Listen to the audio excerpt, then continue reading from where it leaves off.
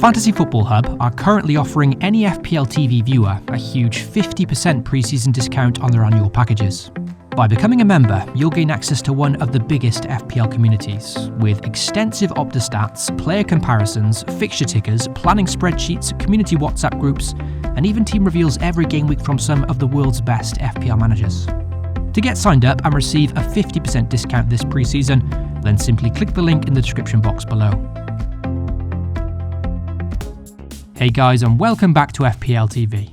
Following on from my previous video, where I spoke about some big mistakes that beginners make in FPL, well, today I'm going to move on to some more big mistakes that even some of the very experienced FPL players may not know about.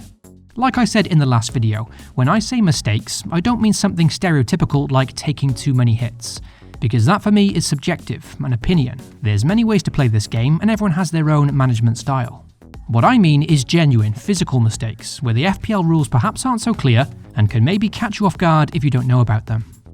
Even if you've played this game for a few years now, do give this video a chance, as who knows, you may be surprised and learn something new here. I really think this one in particular can offer lots of value. If it does, then please consider leaving a like and getting subscribed to FPL TV. You can also hit the notification bell so you always know when a new video goes live. So let's get stuck into these big FPL mistakes that sometimes catch out even the most experienced of FPL managers. The first mistake is very common, and I believe this one is very important, and that's throwing away lots of team value on the wildcard without realising. It's a mistake that FPL managers can so easily make, sometimes without even knowing they disadvantage themselves in the first place. So let me try to explain. Let's say at the start of the season, you picked Gabriel Jesus, De Bruyne and Robertson in your opening Game Week 1 squad. Now, for example's sake, let's say Game Week 10 comes along and you decide you want to activate the wildcard. Meanwhile, during the opening 10 game weeks, Jesus, De Bruyne and Robertson have all risen in price by 1 million. Because of the way price rises work in FPL, this now means you can sell any of these players for 0.5 million more than what you initially paid for them. And if you don't understand completely how prices work in FPL in terms of buying and selling, then I've also made an extensive guide to price changes already up on the channel, so I'll link to that in the comments section below. So, naturally, once you've activated the wildcard, it can be a fun occasion for any FPL manager, where you want to play around with your team and simply see what new squad you can build.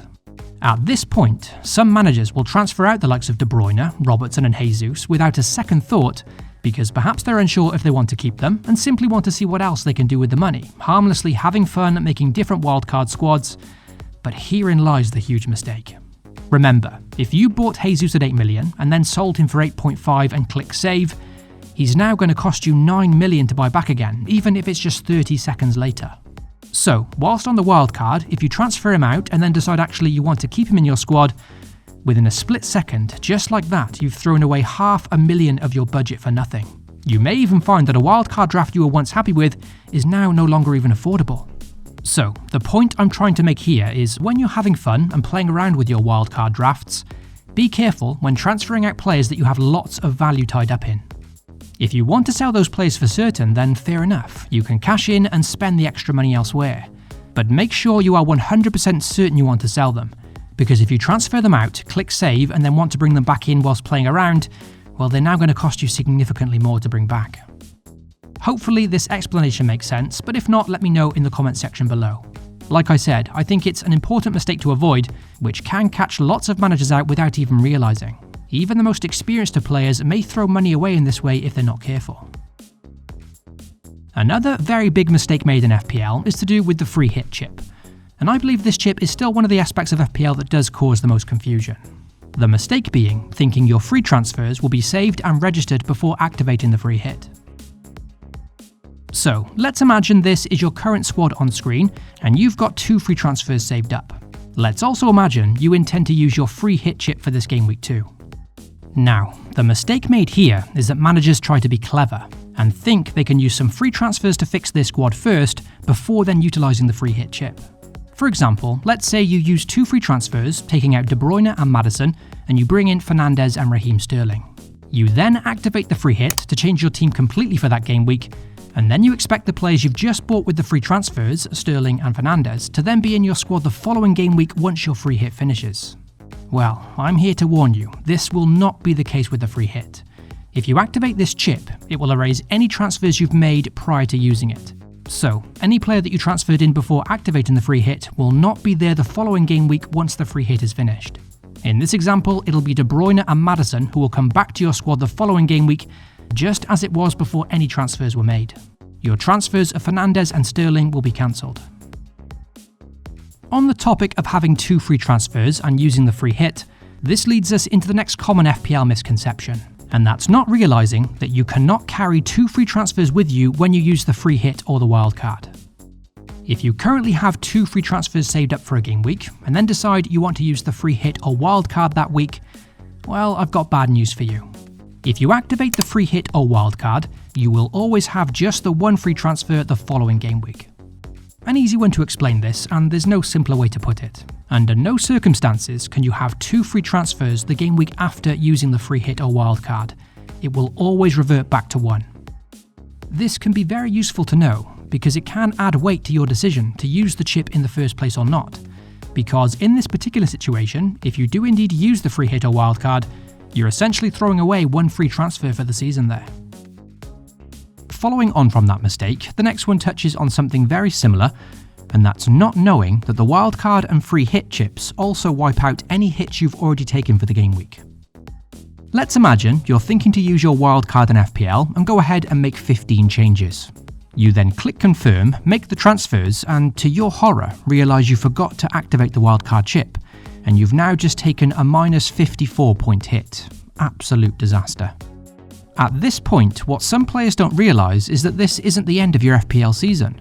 All you have to do is activate the wildcard before the deadline and not to worry. All the current hits you've already taken and confirmed will all be wiped clean for the game week, even if you took those hits before activating the wildcard. This is a simple but important bit of advice because we're all human and mistakes can happen, especially when using the FPL app. It's easy to accidentally press a button and think you've destroyed your season. Not to worry, providing you activate the wildcard before the deadline, you'll be right as rain, and it's worth noting the same applies for the free hit chip as well. Knowing this small tip can also help you in the specific situation if you're unsure whether to wildcard or take a hit for a game week. If you're undecided, you can take the -4 or -8 first, and then a few days later, if you change your mind and decide to wildcard, you can erase those hits anyway, providing you do it before the deadline, of course. The next mistake I want to talk about in FPL is when managers rush to sell one of their players because they fear the player's price is about to drop, when in reality, in some circumstances, the player's price dropping won't have any effect on their selling price anyway, so in the end, you rushed a transfer for no reason.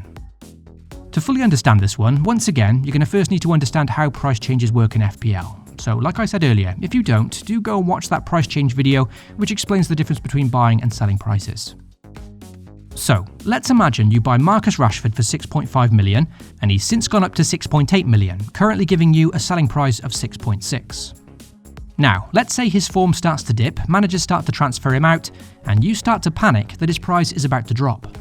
In this situation, it's possible you may pressure yourself into making an early transfer because you want to sell him before his price does indeed go down. However, in this very specific example, even if Rashford does drop to 6.7 million, your personal selling price will still be 6.6 anyway, just like it was when he was valued at 6.8.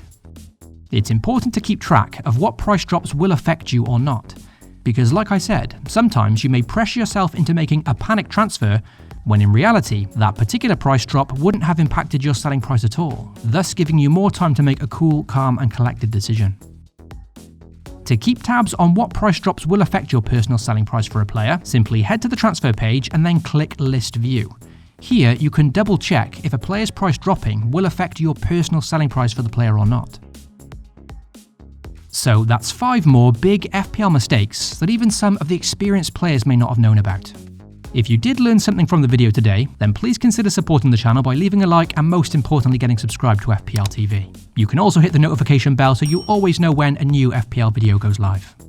If you are new to the FPL game, then I've also made another video of this type, specifically about mistakes that beginners make in FPL. So if you like, you can click the thumbnail shown on screen now and check that out. I'll catch you all very soon in the next video, so until then, FPL responsibly.